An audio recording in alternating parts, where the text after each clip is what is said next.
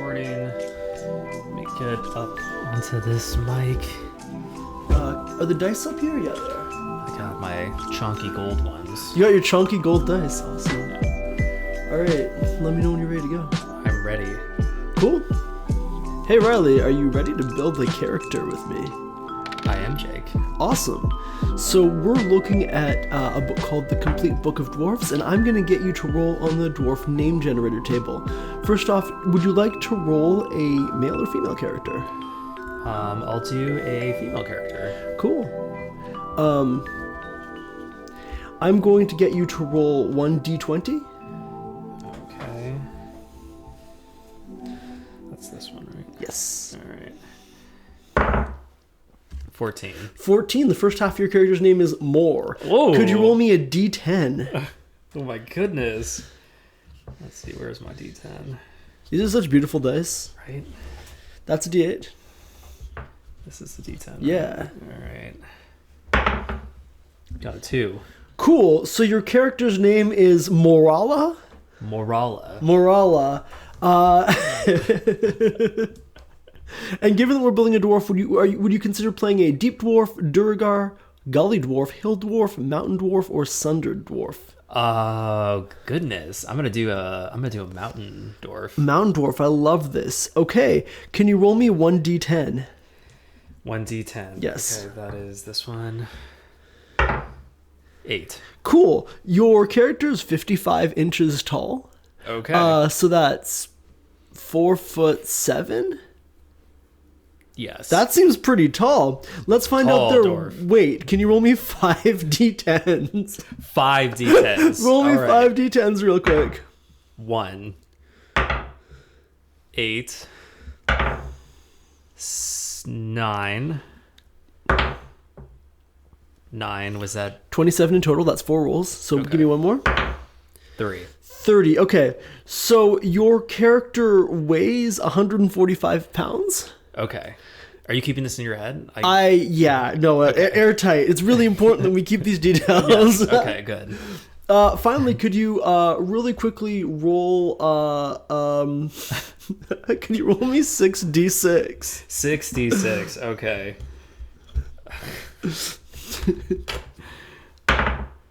2. 3. 2.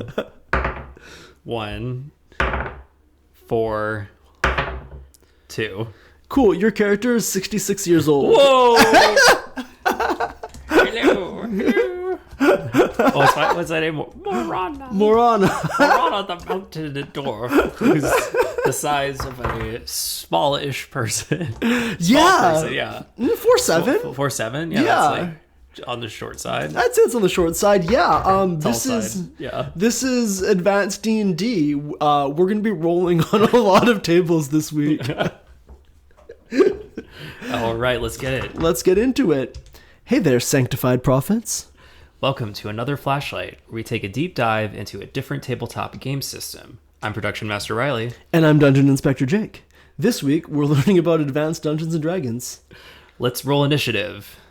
And roll another initiative. And another. And another. I've got 20 D10s ready to go. You're gonna need them. Okay. We forgot to come up with what encounter we're doing. We're doing a surprise encounter. Yeah, but what do you want to be surprised by? We already talked about it. Surprise me. Oh, shoot. Okay. Cool. Let me pull up some stats real quick. To get a sense of what combat looks like in AD&D, we're going to kind of run through how a surprise encounter might work. And in this case, we're going to have your character, Morana, encountering a giant sloth. So we're looking at a carnivorous giant sloth from one of the second edition supplements. And it looks not very sloth-like, kind of terrifying, honestly. So we're going to, first off, let's determine if you're surprised or the sloth is surprised. I'm going to say you're probably meeting it in the forest, right? And it is... let's say you're meeting in the forest. So I'm going to have you roll 1d10. 1d10. Yeah. All right. It's a 3. Cool. You encounter the sloth from 30 feet away. Okay. And you both do see each other. At this point, I'm going to have you ask, or I'm going to ask you, when you see this giant sloth through the forest, Morana, and if you want to do the Morana voice, this is a podcast. Oh, okay. Oh, yes. I am Morana. Wonderful. Morana, would you like, as you and the sloth both see each other through the woods, to be friendly, indifferent, threatening, or hostile towards it? I would like to be friendly. Cool. You'd like to be friendly. I'm going to get you to roll me 2d10s in a moment, but first we need to see what modifiers this roll has. Do I have a staff Do you have a staff? that I can wave at it I'll allow you to wave a staff at in a the... friendly manner? That sounds very threatening, Morana. I'm not totally sure what waving a staff in a friendly manner looks like. We're gonna pull up the table that determines what modifiers the sloth makes to this morale check. Can I modify my staff? Can I do the voice? Can I modify my staff with some leafy greens on it to wave at? Ooh, okay, yeah. Can we? Is there a mechanic for that? I'll say, yeah, you know what? So what we're about to do is called the morale roll to see how the sloth responds to you. And you want a low number on its roll. Okay. I'm going to say that given that this is a creature with which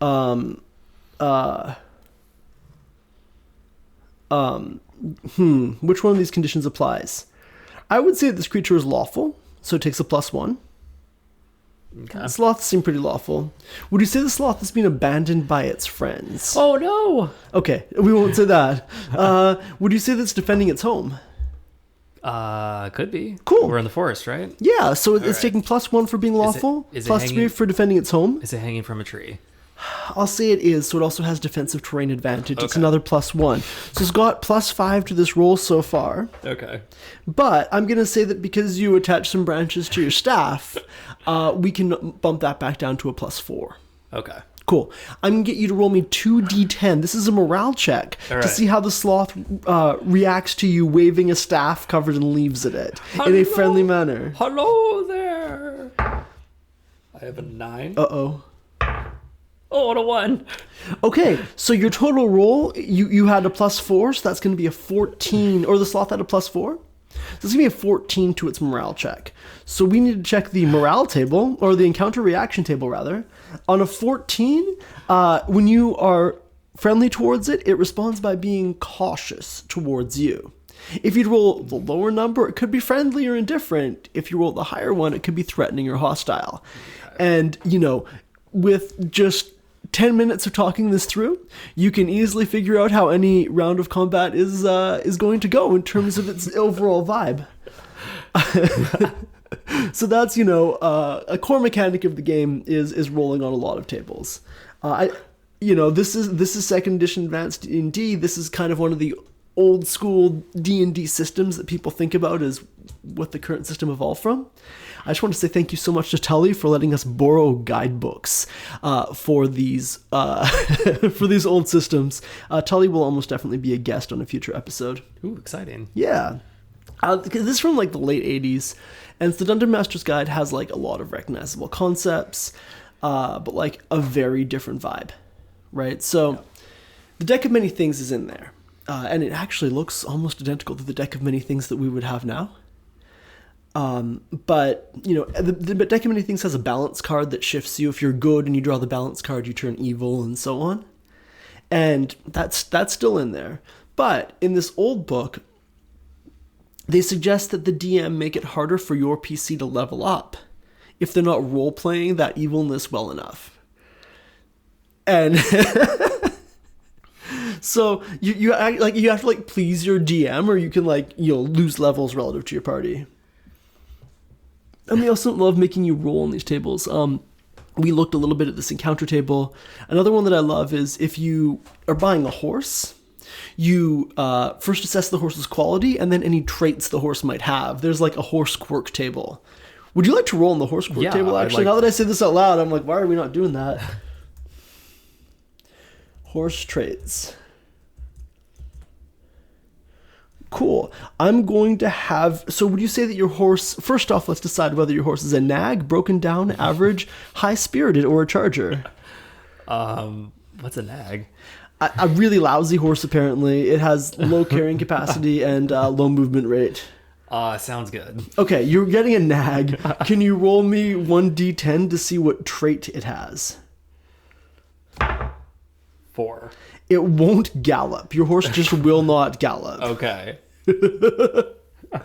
Part of what I love about these tables is that a lot of it is just like things that horses would do, like choose fences or bucks. But part of it is also nose trick, which is just a wild thing. Nose a trick. Yes, your horse can shake a paw or shake a hoof. But yeah, there's just a lot of that kind of thing. And it's cool to have all this. Adds a lot of flavor, but it does make it a lot of things just kind of run quite slowly. And it means that it's not always clear which mechanic to use, right? Like in more modern systems, there's like a small set of saving throws you can roll. In this system, sometimes you can use an ability check. It's kind of just up to your DM what's happening. And this proliferation of tables means that like in a boxing match or a wrestling match, there's actually separate combat mechanics for that, which like it's cool, but you know, it does make the game a lot slower to play. Also, like Kyros mentioned with the Curse of Strahd module, which is relatively old, you know, these older D&D editions have a fixation on race that reflects a kind of awful worldview on the parts of the people who are writing it. Non-human PCs are just fully like level capped on things that don't match their racial specialization. One type of dwarf is described as inherently stupid and groveling. Oh, no. Yeah, and like the writers just seem to believe that like some people are just racially better than others. Like, and as a DM, you can like obviously ignore that and just be like, if you want to play as the little dude with horns, that's great, and it's not going to like cap out your level, and I'm not going to role play all the NPCs being racist at you because that is like unhinged. But like reading the books, it definitely stands out that is a kind of a preoccupation of some of the writers. It's it's tough to recommend playing the system at home. Like even if you like homebrew away all the racism, more modern systems just like Pathfinder. I play Pathfinder 2nd edition. Just play D&D 5th edition. You can still get that Tolkienesque epic fantasy quest with all these spells and creatures already pre-rolled. But the rule sets are much easier, and there's not THACO tables where you have to look up whether things hit on this complicated table. But like there are some mechanics that are probably cool. Like there's a whole system with lots of tables that we won't roll on, I don't think, for hiring sages to help your player figure out ancient lore. So you like roll to see if you can find a sage that specializes in myconology, roll again to answer the question, roll again for how long it's going to take. And like it's cool to pick and choose things like that. Oh, the sage can also be an expert on sociology. Ooh. Which I wonder what what world they had in mind where that was like you're seeking out a sociology professor in your game. The old school game also experimented with a lot of classes and abilities that have some cool flavor to them. I do want to show you the shaman class. It's kind of halfway between ranger and druid, and like it has some cool things in it. Like they have a shrine, they can have prophetic dreams. They can interpret omens, and the book actually gives you a list of like prospective omens or dreams that they could have, which is this is kind of cool. They also have like proficiency in things like pottery and driving boats for some reason. Yeah, so it's definitely a kind of flavor that doesn't exist in the newer versions. It's the idea of dream interpretation in D&D as a mechanic is actually very fun. We might have to explore some of these mechanics further. We might have to. For a future flashlight, yeah. Ooh. I mean, look, the guidebooks are not that hard to find online. some of these mechanics are cool. I think it would be pretty hard to play this game, but it's still cool to see some of the creativity that went into it. Should we do a roll to resolve this sloth encounter? Oh, do you want to attack the sloth? I'm trying to feed it some leafy greens. You want to feed it some leafy greens. Okay. Have we established what class Marana is? Oh, I was kind of thinking I want to be the sociologist. That's this kind of sage you can hire in a town. Oh, I can hire a sociologist. Yes. Okay, so I would like to be the dream interpreter, please. You want to be a shaman that interprets dreams. Okay. What do you take to animal handling? Is that even a skill in this version? We have artistic ability. You have artistic ability. Dancing. Yeah, which one of these proficiencies do you want to use? I think your best modifier is boating and alertness? No, there's animal handling right there. Do you get -1 to animal handling? Damn. That can't be right. Why would you get -1 to animal handling as a shaman? Well, we're going with it. You have a -1 to animal handling. So, I'm going to have you roll... Let's find out what you roll real quick. I'm going to have you roll me 1d20. And I'm going to say that you're going to have to beat the sloth's morale level for it to respond positively. So roll me a d20 and do -1 to it, because apparently you have -1 to animal handling, which again, kind of wild. Oh, 17. So that's 17. That's a 16. Okay, we got a good roll. Ooh. Let's find out what a sloth's morale is. Here's it is a non-intelligent monster. I regret to inform you that it has a morale of 18. What? No, I'm so sorry. That's not right. It's an animal that is normal and peaceful. Oh. It has a morale modifier of 3. Oh, yay. I'll say that you successfully feed the sloth some... What do sloths eat? Cantaloupe melon? No, they leaves. Leaves. You successfully feed the sloth some leaves. Oh, yay. I really see a future for Marana as a character on her quest to feed sloths and hire sociologists. I'm studying sloths.